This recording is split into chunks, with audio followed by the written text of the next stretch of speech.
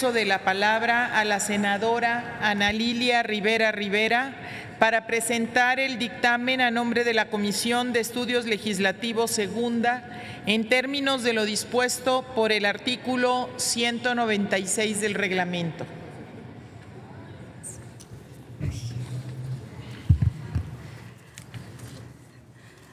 Senadoras, senadores,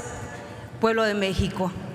En nombre de la Comisión de Estudios Legislativos Segunda, presento el dictamen que está en comento en este momento, partiendo de una gran reflexión que lo mismo tiene de hermoso como fatal, dicho por Ricardo López Méndez. México, creo en ti, porque tu nombre se escribe con la X, que algo tiene de cruz y de calvario. Esa cruz y ese calvario indudablemente nos dan los datos cuantitativos que son en lo fundamental, en lo sociológico, en lo jurídico y hasta en lo moral, políticamente viable el dictamen que hoy vamos a discutir. En cuanto a abuso o violencia sexual entre menores, de acuerdo a la OCDE, México ocupa el primer lugar. En delitos en materia de hidrocarburos, petrolíferos o petroquímicos, entre 2013 y 2017, Pemex registró 28,736 perforaciones a ductos para el robo de combustible. Significa que en 5 años este fenómeno delictivo aumentó en un 790%. En los datos de corrupción, en 2017 México obtuvo 29 puntos en el índice de percepción de corrupción que publica la Organización para la Transparencia Internacional, empeorando su posición respecto de los países, ubicándose en el lugar 135 de 180. Y en el terrible caso de desaparición forzada de personas y desaparición cometida por particulares, según el Registro Nacional de Datos de Personas Extraviadas o Desaparecidas, en el país al menos hay más de 44,000 personas desaparecidas. En cuanto al robo de transporte en cualquiera de sus modalidades, de acuerdo con datos del Sistema Nacional de Seguridad, entre 2014 y 2017, en México fueron robados 2,800 unidades de transporte de carga, incrementando la incidencia de este delito en más de un 418%. En delitos en materia de armas de fuego y explosivos de uso exclusivo del Ejército, la Armada y la Fuerza Aérea, la Procuraduría General de la República ha reportado que desde que se puso en marcha a nivel federal el nuevo sistema penal,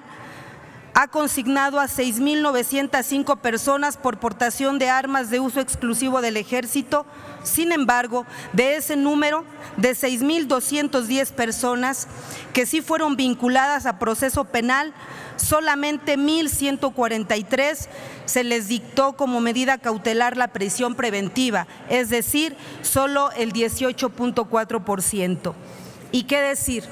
del uso inhumano que le han dado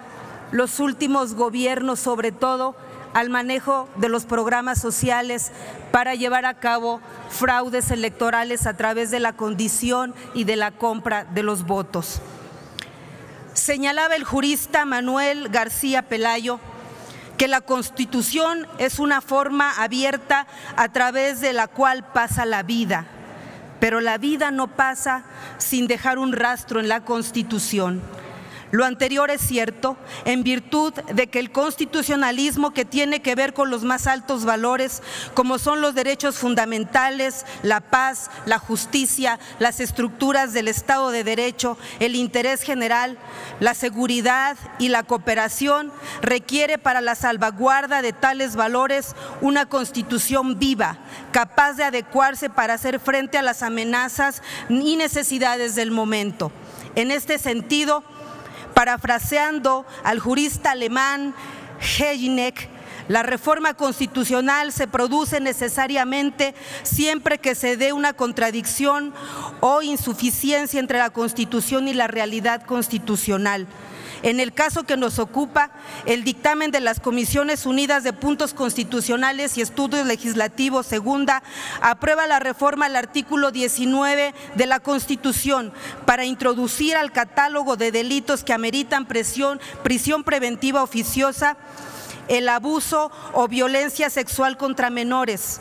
el uso de programas sociales con fines electorales, el robo de transporte en cualquiera de sus modalidades, los delitos en materia de desaparición forzada de personas y desaparición cometida por particulares, los delitos en materias de arma de fuego y explosivos de uso exclusivo del Ejército, la Armada y la Fuerza Aérea, así como los delitos en materia de hidrocarburos, petrolíferos o petroquímicos y, por supuesto,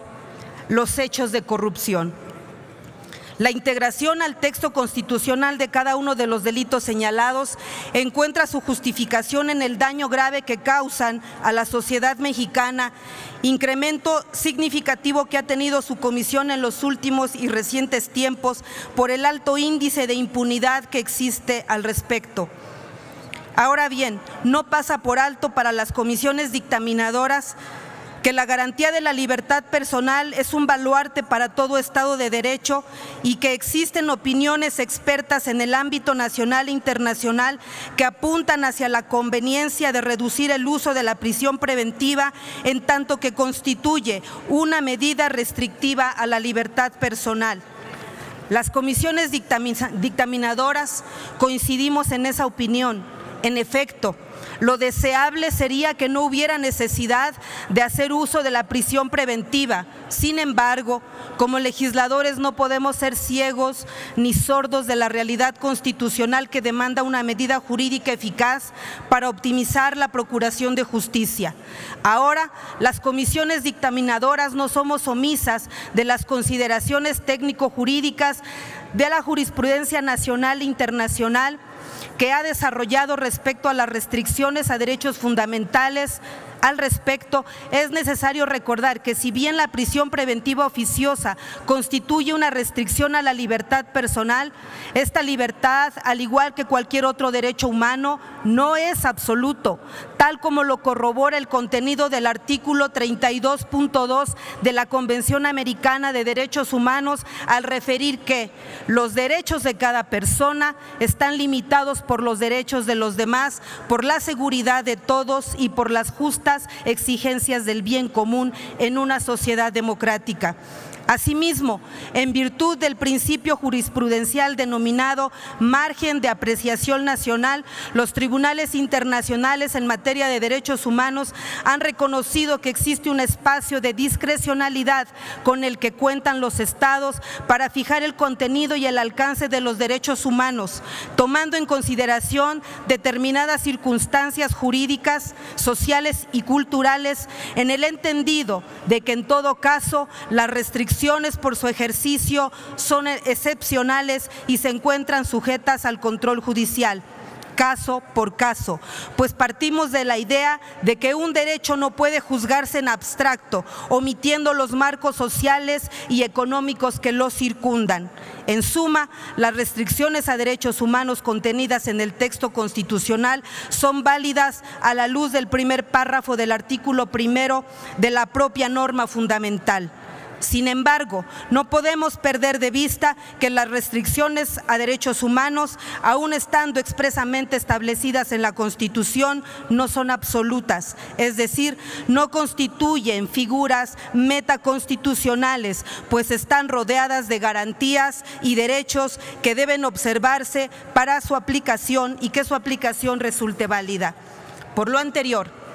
que la reforma en comento no puede considerarse como una medida injustificada y desproporcional, pues tal como ha sostenido la Suprema Corte de Justicia de la Nación, las restricciones a derechos humanos previstas expresamente en la Constitución se deben considerar en conjunto con las demás normas previstas por la propia norma fundamental, entre las que se encuentran los tratados internacionales, lo que implica un análisis de su razonabilidad y no, por el contrario, su aplicación de manera absoluta. En este tenor, no es aceptable concluir que la prisión preventiva pueda entenderse como una habilitación constitucional para que las autoridades del Estado mexicano actúen al margen de los derechos humanos, sino que debe entenderse como una medida cautelar excepcional, otorgada como un instrumento al servicio de la Procuración y Administración de Justicia, que se ha de insertar coherentemente en el orden de los derechos humanos, lo que debe analizarse caso por caso en cuanto a la validez de su aplicación. Por todas las razones anteriores, la reforma al artículo 19 constitucional no solo es socialmente necesaria, sino jurídicamente válida y en consecuencia políticamente conveniente. Así es como enfrentaremos la corrupción y la impunidad, con una Constitución que esté acorde a los derechos humanos, pero también que esté acorde al estado excepcional de violencia, de corrupción y de impunidad que vive México, el Estado mexicano, y que habrá de enfrentar este nuevo gobierno, cuya voluntad hoy se plasma con la presentación de este dictamen. Muchas gracias, senadores, es cuanto. Gracias. Muchas gracias, senadora.